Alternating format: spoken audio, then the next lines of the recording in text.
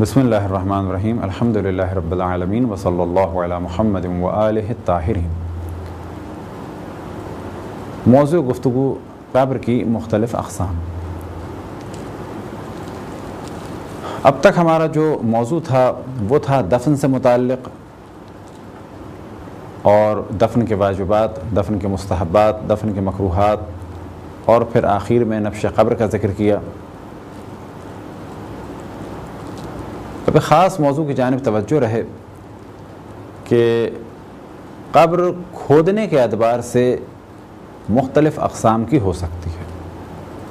اب یہ قبر اس صورت میں بھی ہو سکتی ہے کہ فرض کریں کہ یہ زمین ہے تو اس طرح سے گڑھا کھودا جائے اور مردے کو قبلہ رخ لٹانے کے بعد، البتہ جانب توجہ رہے کروٹ سے لٹانا ہے، اوپر سے سلیب ڈال دیے جائیں، پھر بہت ساری مٹی ڈالنے کے بعد اسے پکا کر دیا جائے۔ ایک طریقہ تو یہ ہو گیا، یہ بھی جائز ہے۔ دوسرا طریقہ یہ کہ اگر یہ زمین ہے تو پہلے ایسے کھودا جائے اور پھر ہلکا سا اس طرح سے آیا جائے اور اس کے بعد ایک اور گڑھا کھودا جائے اور اس حصے میں سلیب لگائے جائیں، کہ عام طور پہ ہمارے ہاں اسی قسم کی قبریں بنائی جاتی ہیں۔ یہ قبر بھی جائز ہے۔ اسی طریقے سے تیسری قسم کی قبر یہ کہ گڑھا کھودا جائے اور قبلے کی جانب ایک اور گڑھا کھودا جائے کہ جس طرح سے کہ ڈراز ہوتی ہے، اور مردے کو قبلہ رخ اس طرح اندر کر دیا جائے اور پھر اس جانب سلیب لگا دیں یا اینٹیں لگا دیں، یا سابقہ دور میں مٹکے وغیرہ لگاتے تھے اور اس طرح سے بعد میں مٹی ڈال دی جائے۔ اسے کہا جاتا ہے بغلی قبر۔ چوتھی قبر کی قسم کہ جس کی جانب ہم نے پہلے بھی توجہ دلائی اور وقت کی ضرورت ہے، وہ یہ کہ ایک گڑھا کھودا جائے اور اتنا زیادہ کھودا جائے کہ سب سے پہلے ایک مردے کو دفن کیا جائے، اس پہ سلیب لگایا جائے، پھر اس سلیب پہ ایک پہ دفن کیا جائے، پھر اس پہ سلیب لگایا جائے۔ تو یہ 3 منزلہ یا 4 منزلہ تک قبریں ہو سکتی ہیں۔ اس وقت جو ہم اس موضوع کو بیان کر رہے ہیں اس کی اصل وجہ یہ ہے کہ اگر کسی علاقے میں آپ قبر کھودتے ہوئے دیکھیں کہ جس طرح سے آپ کے علاقے میں قبر نہ کھودتی ہو، تو آپ کی توجہ رہے کہ اس طرح سے بھی قبر کھودی جا سکتی ہے۔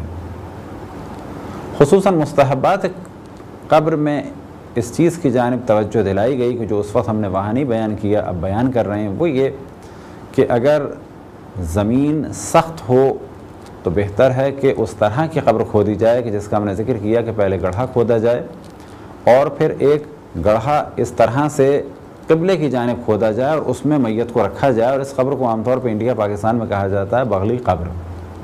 یہ مستحب ہے سخت زمین، اور اگر زمین نرم ہو تو پھر اس طرح سے سیدھی قبر کھودی جائے اور اس کے بعد ہلکا سا شیپ دے کے پھر کھودا جائے اور اس شیپ پر سلیب کو رکھا جائے۔ اس قبر کے لیے عام طور پہ فقہ میں جو مثال دی جاتی ہے، کہتے ہیں کہ جس طرح سے نہر کھودی جاتی ہے۔ اور وقت کی ضرورت کے مطابق، کیونکہ زمین بہت زیادہ مہنگی ہے، بعض جگہ قبرستان کے لیے زمین ملتی نہیں ہے، تو ایسی صورت میں اس قسم کی قبریں بنانا بہتر ہے۔ پھر ایک مسئلہ جو بعد میں پیش آئے گا وہ یہ کہ اب قبریں کیونکہ اس قسم کی بھی بن رہی ہیں کہ ارد گرد کی دیواریں اس کی اینٹوں کی ہیں، تو یہ قبریں جس طرح سے پہلے قبریں ختم ہو جاتی تھیں 200 سال میں، 100 سال میں، تو پھر تدریجاً دوسرے مردے دفن ہو جاتے تھے۔ جب اس قسم کی سیمنٹڈ قبریں بن رہی ہیں تو نتیجہ یہ ہوگا کہ ممکن ہے کہ 400 سال تک اسی طرح سے باقی رہیں۔ تو سوچنے کا موضوع یہ ہے کہ بالآخر پھر اتنی زمینیں قبرستان کی خریدی جائیں گی۔ بعض علاقوں میں تو اتنی زمینیں ہی نہیں ہیں، جیسے جاپان وغیرہ کی بہت زیادہ پرابلم ہے، یا ہانگ کانگ میں بہت پرابلم ہے، یا بعض اور یورپین ممالک میں زمین بہت زیادہ مہنگی ہے۔ تو بس ایک قبر کی جگہ 4 قبریں بنائی جا سکتی ہیں۔ کس صورت میں؟ کہ پہلے ایک مردے کو دفن کیا جائے، اس پہ سلیب آ جائے، جب یہ سلیب آ گیا تو پھر یہاں پر دوسرا مردہ دفن ہو۔ اب یہاں اوپر 4 کے نام لکھ دیے جائیں گے اور ترتیب لکھ دی جاتی ہے کہ سب سے پہلے دفن ہونے والے، سب سے نیچے دفن ہونے والے یہ ہیں، اس کے بعد یہ ہیں، اس کے بعد یہ ہیں، اس کے بعد یہ ہیں۔